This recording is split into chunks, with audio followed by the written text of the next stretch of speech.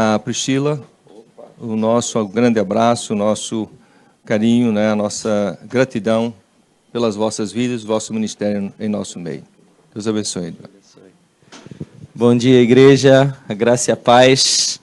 Para mim é um privilégio retornar aqui aos irmãos, né, de estar juntos aqui com os irmãos mais uma vez, trazendo também um abraço apertado da minha esposa Priscila. Esteve aqui no mês passado, não é isto? Com as irmãs aqui no culto das mulheres.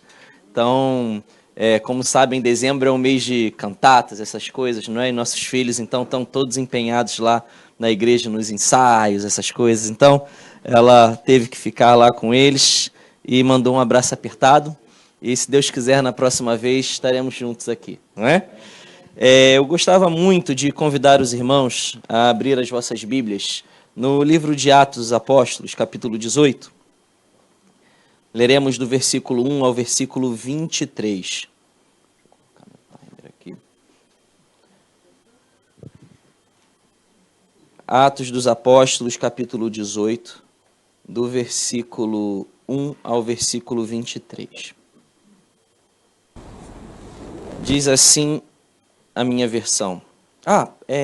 Antes disso, eu deixei um vídeo, não é? Aí eu queria pedir ao irmão, enquanto os irmãos estão a procurar o texto, é um vídeo de 3 minutos que conta, não é, um pouquinho sobre, daqueles que não viram a última vez, aquilo que fazemos. Jesus Cristo foi agredido, humilhado e incompreendido. Ele suportou a cruz e ignorou a vergonha. Apesar de ser o Rei dos Reis, ele foi perseguido e morto por nossa causa. E ele disse aos seus seguidores: se a mim me perseguiram, também vos hão de perseguir.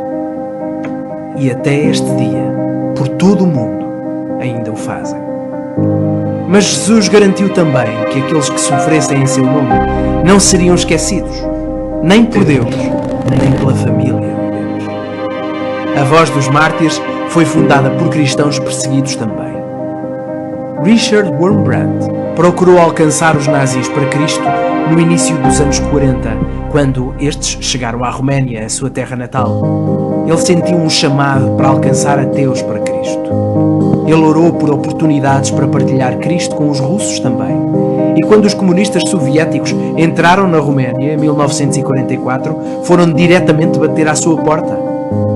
E Richard testemunhou corajosamente junto desses também. E tal como Jesus prometeu, eles odiaram-no por isso. Ele foi detido e enviado para a prisão por um total de 14 anos, várias vezes confinado à solitária, várias vezes torturado. Em tudo isto, ele manteve o seu amor por Deus e o compromisso de testemunhar Cristo em palavras e ações, até aos seus torturadores. Em 1967, Richard, agora liberto da prisão e fora da Roménia, fundou uma organização comprometida em partilhar as histórias de outros que, como ele, estavam a ser presos, perseguidos, torturados ou mortos por causa da sua fé. Ele citava várias vezes Hebreus 13:3. Lembrem-se dos que estão presos, como se estivessem na cadeia com eles. Essa organização hoje opera em 68 países à volta do mundo, em regiões que são perigosas, em países em que há restrições, proclamando no contexto de retaliações persecutórias, através da distribuição de Bíblias e através de um ministério na linha da frente. Esta organização está comprometida em permanecer com a sua família perseguida, ao dizer: nós não deixaremos que sofram em silêncio. Nós não deixaremos que sirvam sozinhos. Essa é a nossa oração, de ecoar a voz da igreja perseguida cá em Portugal. A missão já desde a década de 70 opera aqui em Portugal e já há 3 anos e meio estamos a colaborar com o escritório aqui no país. E a nossa oração é que nos unamos a essa causa, não é, ao sofrimento da igreja perseguida, e acolhendo esse sofrimento como se fosse o nosso. Porque a palavra de Deus nos diz em 2 Coríntios 12, 26 e 27, que quando um membro do corpo sofre, todo o corpo sofre junto com ele. Então, essa é a nossa oração como missão, para que nós da Igreja Portuguesa entendamos este princípio bíblico, não é? De entender que hoje 360 milhões de pessoas vivem num contexto de alta e extrema perseguição, não é? Estamos a viver num recorte histórico de 20 anos, do período mais perseguidor, não é? Os 20 anos mais perseguidor de toda a história da igreja. Quando lemos textos bíblicos, não é, sobre perseguição ou histórias da igreja, daquilo que aconteceu há anos atrás, não é? Nós devemos entender hoje, uau, estamos a viver algo maior, mais severo, mais pesado do que aquilo que estamos a ler, não é? E o nosso compromisso, irmãos, é alcançar esses irmãos através do nosso amor, das nossas orações, também através da nossa generosidade, não é? Por que não?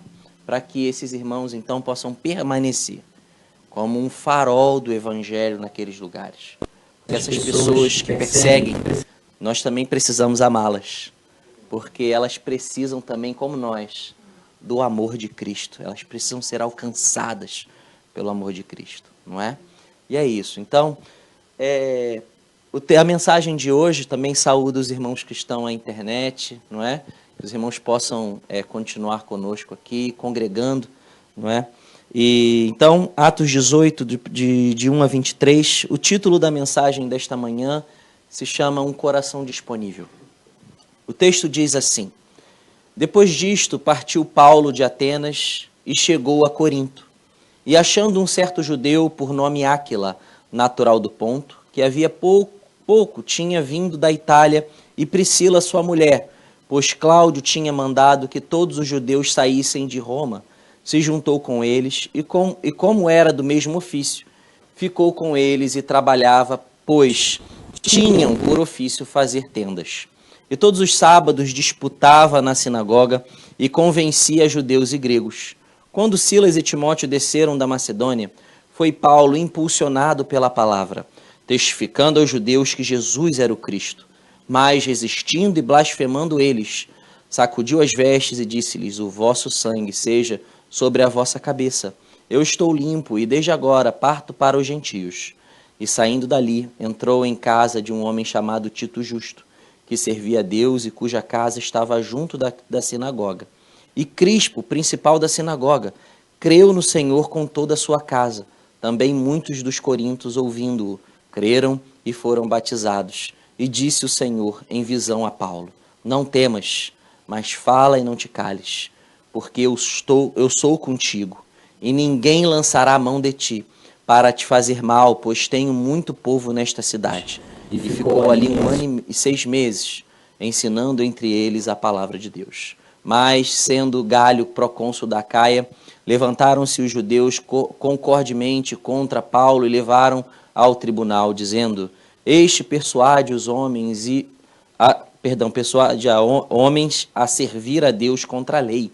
E querendo Paulo abrir a boca, disse Galho aos judeus: Se houvesse, ó judeus, algum agravo ou crime enorme, com razão vos sofreria.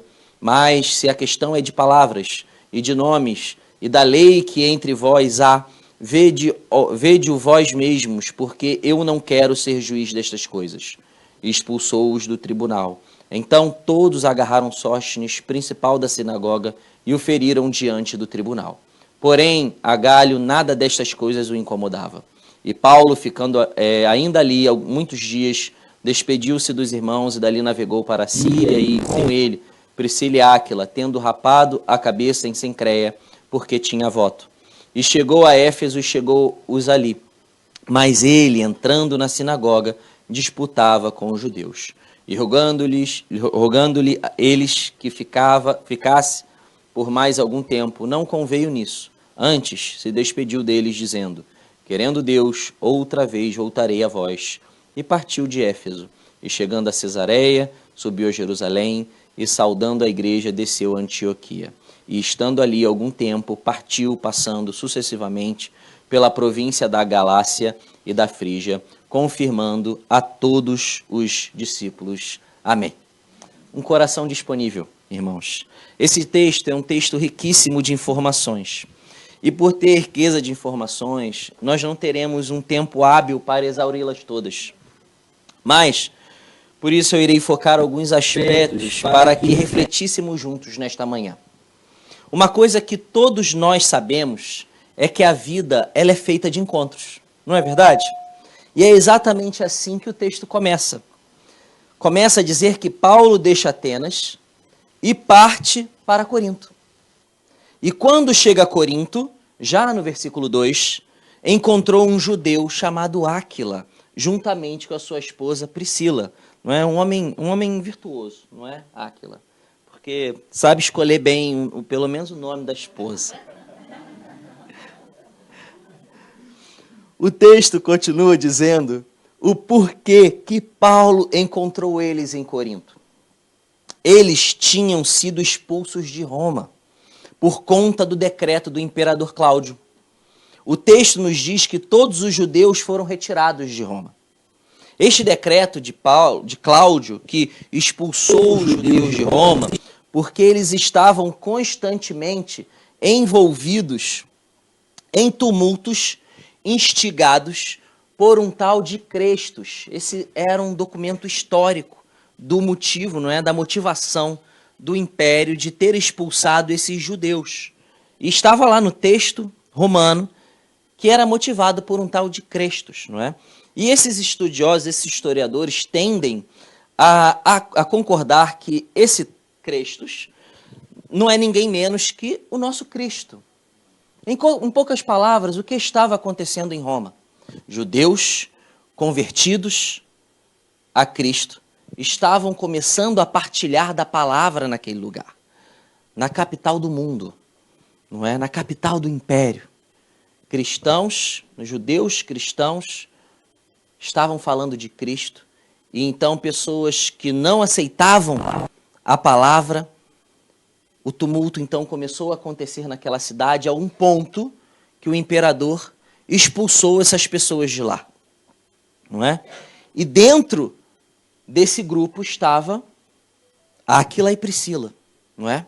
Então a motivação de Áquila e Priscila de não estarem mais em Roma e terem ido para Corinto era exatamente o quê?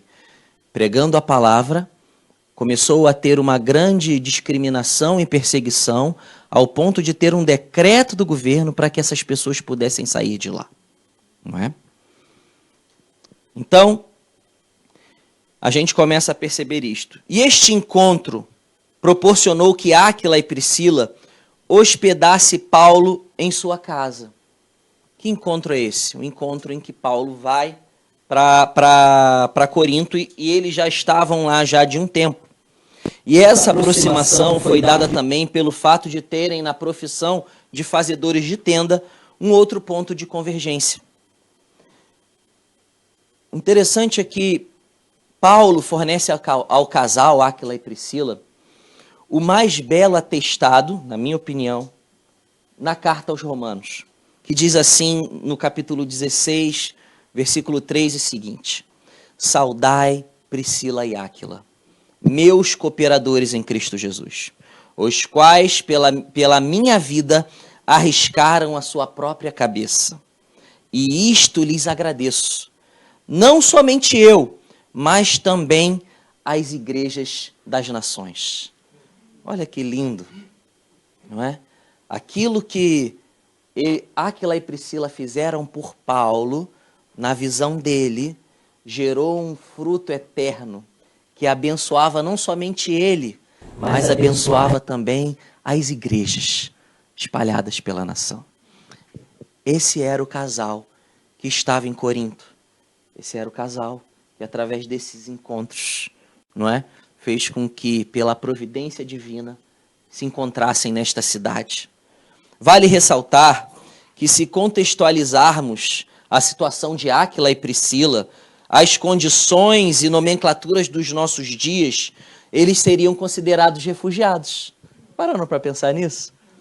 Porque Na nomenclatura de migrantes, né? Existem os emigrantes, os imigrantes, apátridas, os refugiados, não é?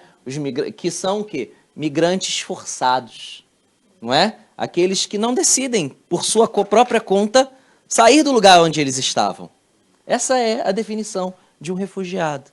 É aquele que não tem escolha a não ser migrar. E era exatamente isso que Áquila e Priscila tiveram que fazer. E se formos mais específicos, eles seriam refugiados por motivo religioso, porque eles propagavam o evangelho e foram expulsos de Roma exatamente por conta disso. Olha isso, que interessante. Foram recomeçar a vida em Corinto e acolheram Paulo, que já teve tudo quanto era tipo de experiências naquela altura, como fugir, tentativas de apedrejamento, prisão, e estavam por vir outras mais duras pelo caminho. Vemos, então, repetidas vezes, a ação do Espírito Santo na comunidade de cristãos ou na obra de Paulo e seus companheiros. Todavia, nesse texto em particular, observamos outra dimensão muito relevante, à ação do Espírito. O Espírito também está ativo na história, às vezes de formas tão misteriosas que nem sequer suspeitamos delas. Dentro de todos esses movimentos, irmãos, nós não podemos deixar de ter a certeza de que Deus não perde o controle de nada. As permissões dele,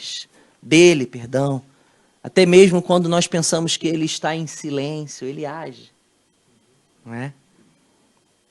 O texto continua dizendo que todos os sábados partilhavam de Jesus na sinagoga, pregando a judeus e a gregos. E olha que interessante, não é? O texto ele é dinâmico.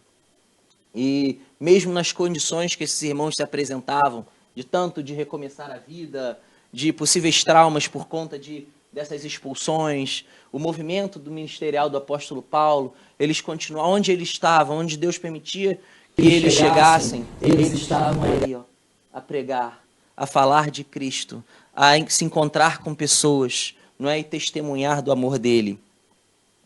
E então a gente começa a perceber também não só a ação do Espírito, mas também os movimentos de Deus, não é? Olha isto, Paulo saiu de Atenas, Áquila e Priscila já estavam lá, mas fugiram de Roma. Silas e Timóteo desceram da Macedônia para lá. A convergência de Deus para a sua obra. Vimos a ação do Espírito na história e agora vemos esta mesma ação dentro da sua igreja. Olha só que bonito. E então, quando esse movimento acontece, começamos a perceber também o quê? Que começa a perseguição a esses irmãos. Que começa então também uma grande discriminação dentro da sinagoga por conta da pregação que Jesus é o Cristo. E então o apóstolo Paulo toma uma decisão. Ele sacode as suas vestes, não é? Ele então entende, olha, eu estou a pregar e vocês não estão a aceitar. Não vou parar, não é? A palavra de Deus é imparável, podemos dizer assim, não é? E ele continuou e foi aos gentios, não é? E interessante que o texto continua dizendo que entre os gentios começou a haver muitos frutos, e parasse que o ponto de pregação deixou a ser a sinagoga, ou deixou de ser o centro, para ser a casa de Tício, o justo.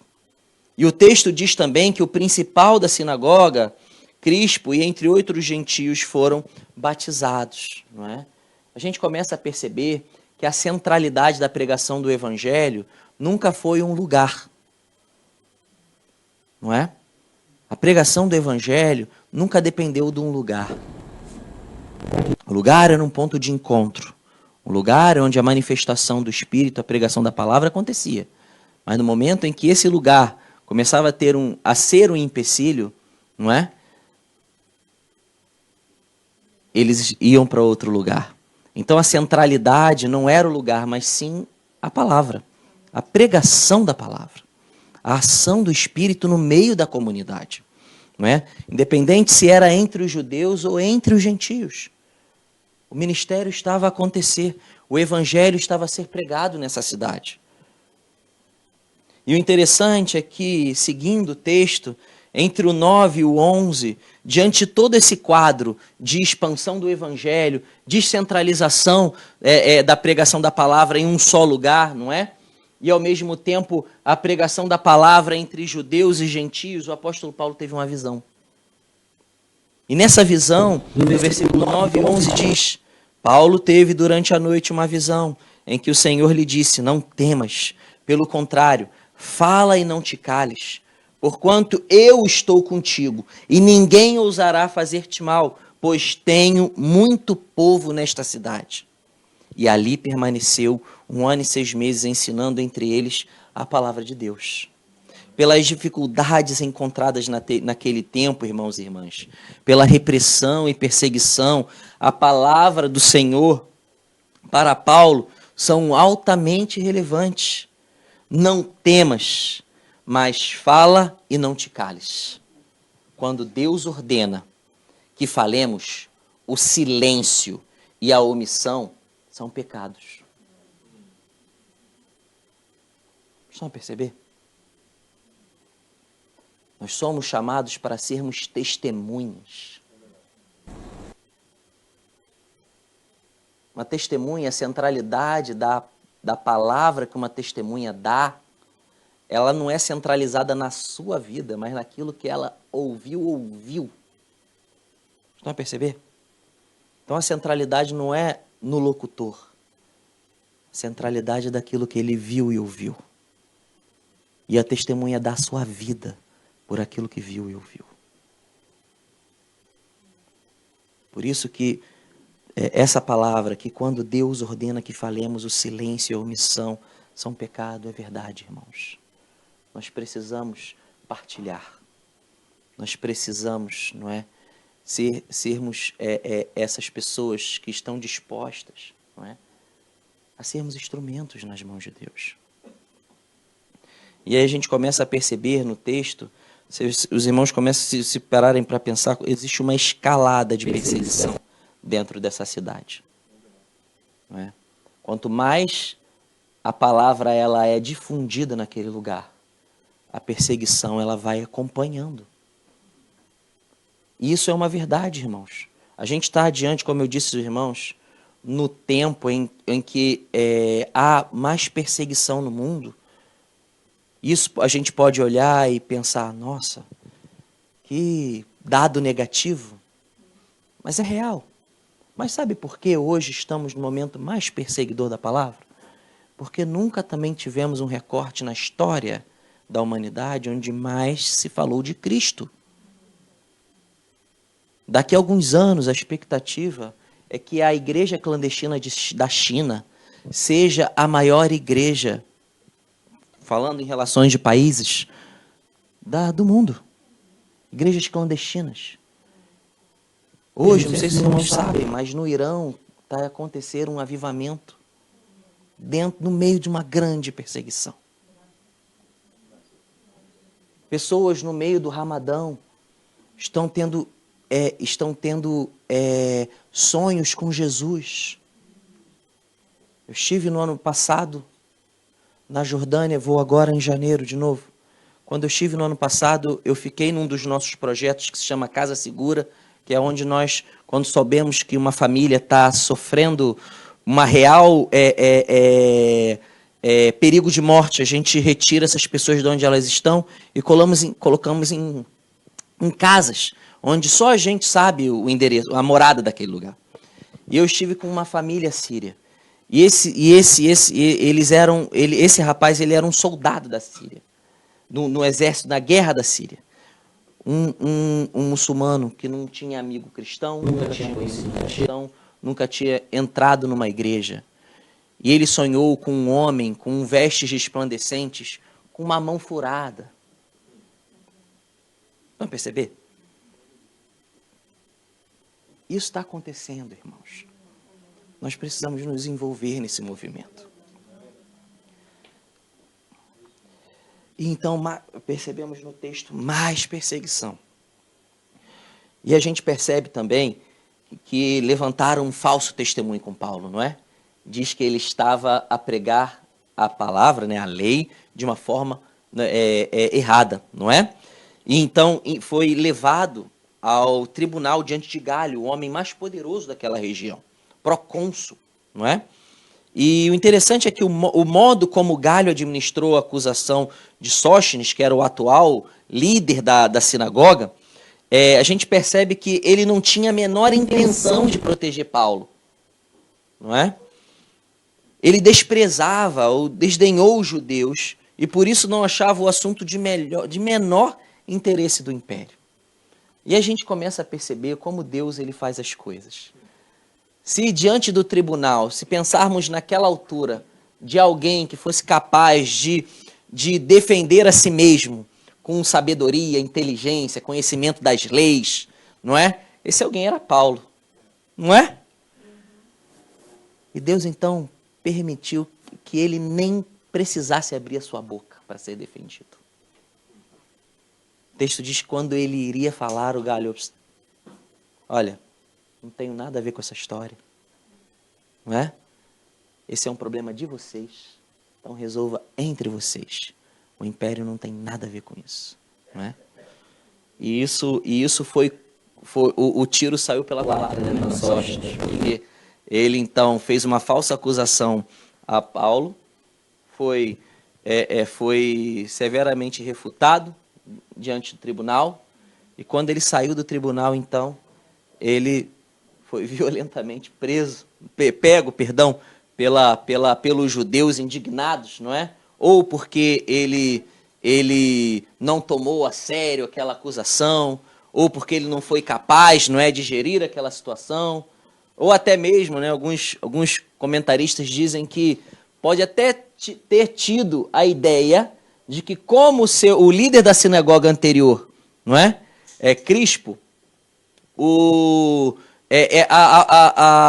a multidão ali dos judeus pensou, olha, eu acho que ele deve ser cristão também, como aquele antecessor anterior a ele. Porque se ele não levou a sério, não acusou bem Paulo, então deve estar junto com ele também. Não sabemos, não é? Mas aconteceu isso com ele. A gente percebe que Paulo, então, continuou seu ministério durante um tempo ali. E depois, então, ele começou a movimentar-se. Depois disso, ele ficou com eles por alguns dias e partiu para a Síria, foi a Cencreia, onde fez um voto, passou por Éfeso junto com Áquila e Priscila, pregou aos judeus em Éfeso, saiu de lá, seguiu de novo, foi para Cesareia, passou e saudou a igreja de Jerusalém e seguiu depois, então, para Antioquia.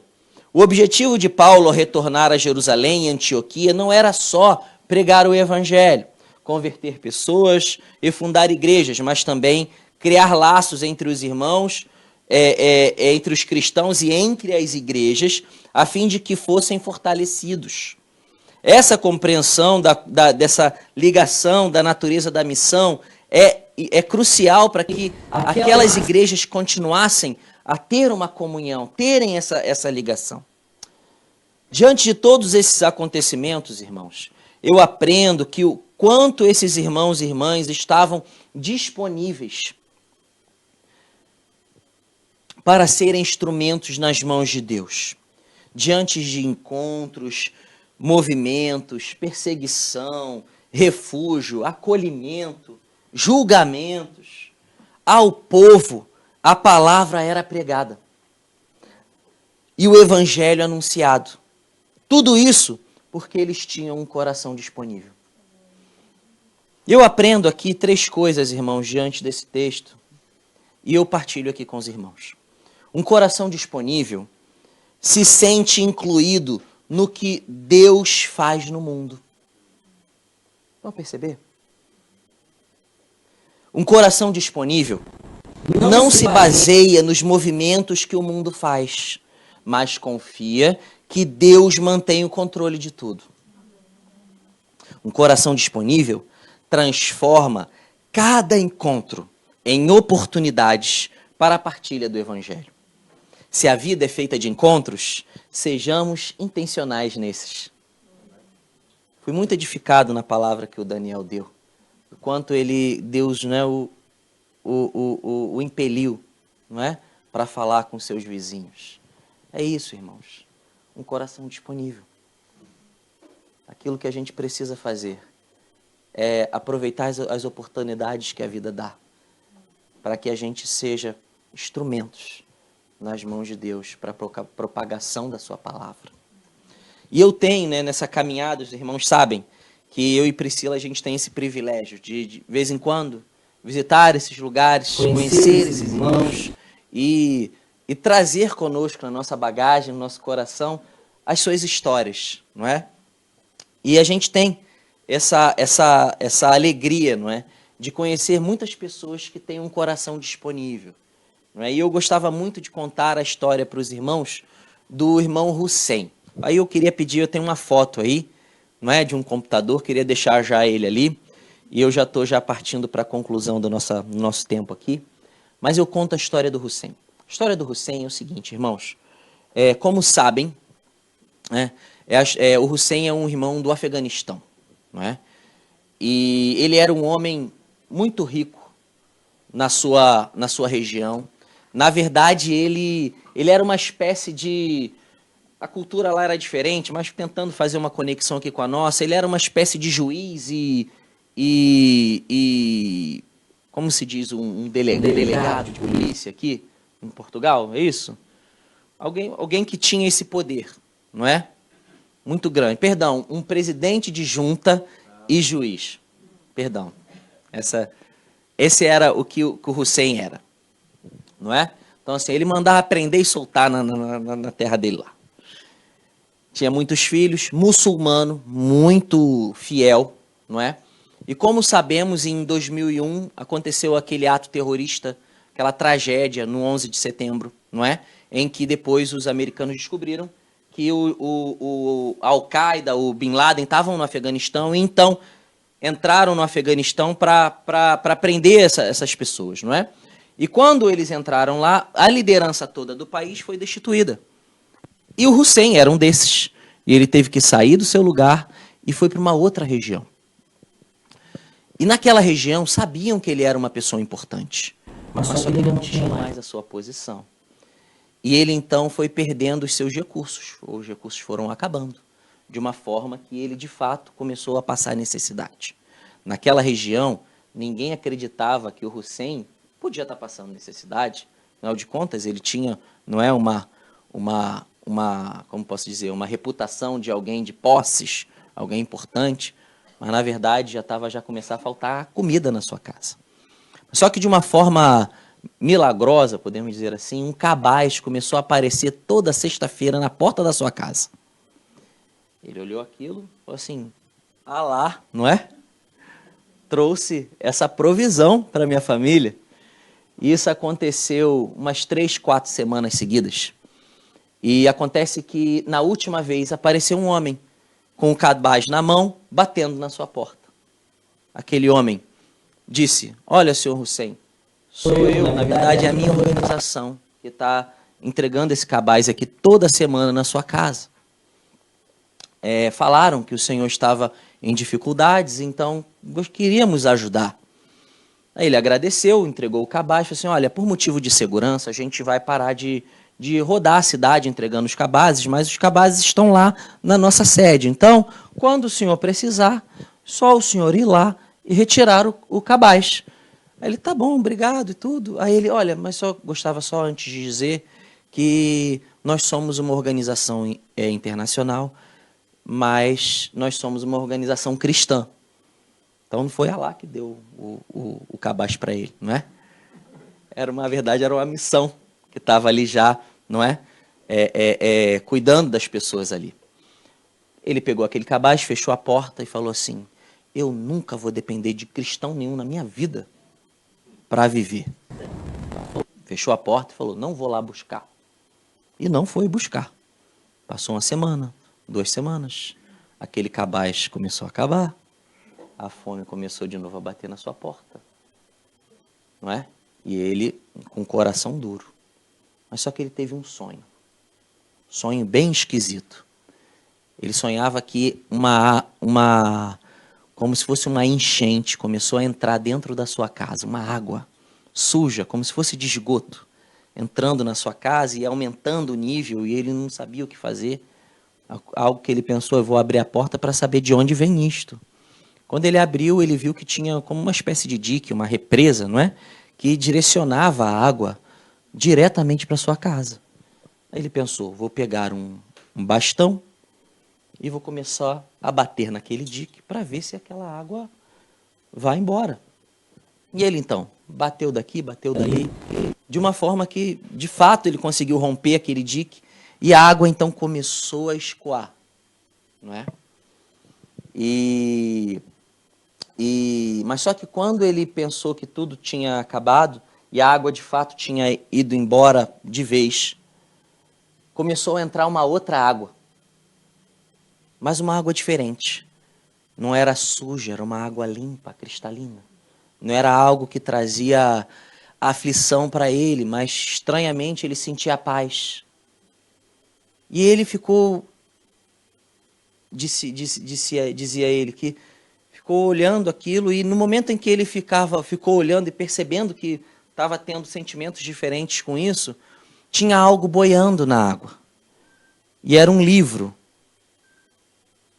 de capa vermelha. Ele se assustou com aquilo, acordou, não entendeu nada. A fome aumentou na sua casa e ele então rompeu o orgulho, que era aquele dique, não é? Na sua casa, não é? No seu coração. O orgulho era aquele dique no coração dele, que ele dizia. Então ele falou, eu vou ter que ir lá naqueles cristãos. Então ele foi lá, não é? Os filhos passando dificuldade, ele tinha 6, 7 filhos, não lembro agora. Foi lá, bateu na porta, aquelas pessoas atenderam ele super bem, né? Foram, pegaram o cabaz, entregaram para ele, falaram que ele podia voltar quando ele queria, de novo. Quando ele estava indo embora, veio um irmão, uma pessoa, não é? Lá de dentro, gritando o nome dele, Hussein, Hussein, Hussein. Ele parou e falou, olha, temos um presente para ti. Quando ele viu, tinha um livro. Qual era a cor do livro? O livro, ele falou que era idêntico ao sonho dele. Ele nunca tinha visto uma Bíblia na vida dele. Ele pegou aquilo sem saber que era uma Bíblia, mas ele ficou tão impactado com aquilo que ele só pegou e entregou, e chegou em casa. Quando ele chegou em casa, quando ele abriu, era uma Bíblia. E ele então decidiu ler. Ele começou a ler a Bíblia. Ele entendeu que Jesus era o Senhor e Salvador da vida dele. Ele leu a Bíblia para a família inteira e toda a família se converteu. 20 anos se passaram, irmãos, 20 anos se passaram. E Hussein entra num estado de vulnerabilidade de novo, família inteira. Como sabemos, o Talibã, não é? Ocupou todo o país. O Afeganistão passou a ser o país mais perseguidor do mundo naquele ano, não é? E houve uma mobilização de todas as organizações que trabalhavam com perseguição religiosa, inclusive a Voz dos Mártires, para cuidar desses cristãos, e a maior parte era por conta de um real mesmo risco de vida que esses irmãos estavam vivendo. Existia uma lista que os talibãs exigiam dos líderes das aldeias para nomear pessoas que ou eram consideradas cristãs, que eles achavam que eram cristãs, até porque a igreja vivia de forma clandestina naquela época, ou pessoas que tinham colaborado com pessoas, com os ocidentais, não é? E aquilo que a gente descobriu era que o Hussein, o nome dele, estava na cabeça, encabeçando a lista como uma das pessoas mais perigosas do país. Um homem de 70 anos, imaginem. E então conseguimos resgatar o Hussein e sua família, tiramos ele do Afeganistão e a família junto para um outro país vizinho, para que então eles depois fossem acolhidos num país então que eles pudessem recomeçar a vida. E foi ali, nesse país, que nós encontramos ele. Eu e minha esposa fomos lá saber como eles estavam, não é? E ele então nos chamou para tomar um chá na casa deles. E ele nos contou esse testemunho. O Hussein era considerado um dos homens mais perigosos do Afeganistão pelos talibãs. E só tem Uma coisa que eu concordo com esses talibãs e é essa. O Hussein, ele era considerado de alta periculosidade, irmãos. Sabe por quê? Porque nesses 20 anos o Hussein tinha se transformado num tradutor de Bíblia. Vamos perceber? O Hussein, ele fazia parte da equipa da Sociedade Bíblica Internacional. E fez parte da equipa que traduziu a Bíblia por completo para o persa. E estava na metade do trabalho para traduzir para uma outra língua afegã chamada pasto. E essa era a periculosidade. E eu concordo com eles. Não existe, nesse mundo, alguém tão perigoso que um tradutor de Bíblia. Porque o resultado que esse ministério dá é como Áquila e Priscila abençoa as igrejas das nações. Não é? E então, mas no período em que a gente estava lá, enquanto ele foi, ele saiu do Afeganistão e foi para esse país de transição, a saúde do Hussein começou a piorar e a gente não podia levá-lo ao hospital, porque também era um país de perseguição onde ele estava, só que num grau menor. E ele passou 3 meses ali. Quando ele voltou para o país onde a gente o conheceu, ele já estava de cadeiras de rodas. E fomos então levá-lo a fazer exames, análises e tudo mais. Descobrimos que ele já estava no estado avançado de leucemia. Não é? Ele fez um tratamento, ele teve uma boa melhora. Foi exatamente nessa época que a gente o conheceu. Ele já tinha até voltado a andar e estava com o nome na lista já de fazer o transplante. O interessante é que, nesse dia do chá, ele contando esse testemunho para a gente, ele queria mostrar o trabalho dele. E então ele pegou o computador. Essa é a foto do computador dele. Eu não estou fazendo propaganda da Dell, não, viu? Dell, se estiver me ouvindo, meu computador tô até precisar, viu? Deixa Deus te usar. Mas ele mesmo em todas essas transições, esses movimentos que a vida o fez fazer, ele continuava a fazer aquilo que Deus tinha dado no coração dele. Ele tinha um coração disponível. Ele foi lá, pegou o computador dele, sentou entre mim e Priscila e falou assim: eu quero mostrar aqui uma coisa para vocês. Aí ele virou para a gente e falou: vocês sabem que não existe na língua pasto a tradução do versículo de Isaías 53:1. Aí a gente olhou para ele e falou: é mesmo, irmão? Ele, Aí ele, só um minuto. Aí ele bateu, deu um enter e falou assim, submeteu a equipe e falou assim: agora tem. Agora tem. E no último mês de maio, Hussein faleceu. Mesmo ele fazendo transplante, ele não resultou. Não resultou. Ele voltou para casa. Nos 2 sentidos. Um mês antes dele morrer, ele disse para a família e para a missão também: olha, já que eu vou morrer, eu quero morrer na minha terra. E a gente fez que ele chegasse lá. E ele voltou, mesmo com sentenças de morte, com essa lista, ele voltou para o Afeganistão. E eu posso contar, inclusive, a história dele com o nome dele real. Porque antes eu contava como Joaquim, João, não é? Mas ele voltou, olha, eu quero morrer na minha terra. Quero morrer entre os meus. E assim ele foi. Irmãos, tanto com o texto quanto o testemunho, o que eu aprendo aqui? Eu aprendo que a gente não devemos deixar que as circunstâncias nos tirem do propósito. Pelo contrário, deixe o seu propósito iluminar e temperar essas circunstâncias. Nesse texto, tínhamos refugiados, perseguidos, estrangeiros, judeus, fazedores de tendas, pessoas que não tinham onde repousar a cabeça, mas não deixaram que isso fosse um empecilho para serem coparticipantes do que Deus tinha para aquela geração.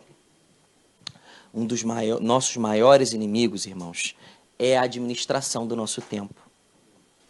Às vezes, muitas atividades ficam à frente do que fazemos na igreja ou impedem que investamos tempo na vida das pessoas. E eu concluo com uma oração e partilho com os irmãos aqui. A minha oração é que sejamos intencionais no que Deus nos permite vivenciar. Conscientes que nós estamos conectados com este mundo e com o que Deus faz nele. Senhor, que estes movimentos que a vida dá, eu não me sinta deslocado, mas que eu tenha o firme fundamento em Ti.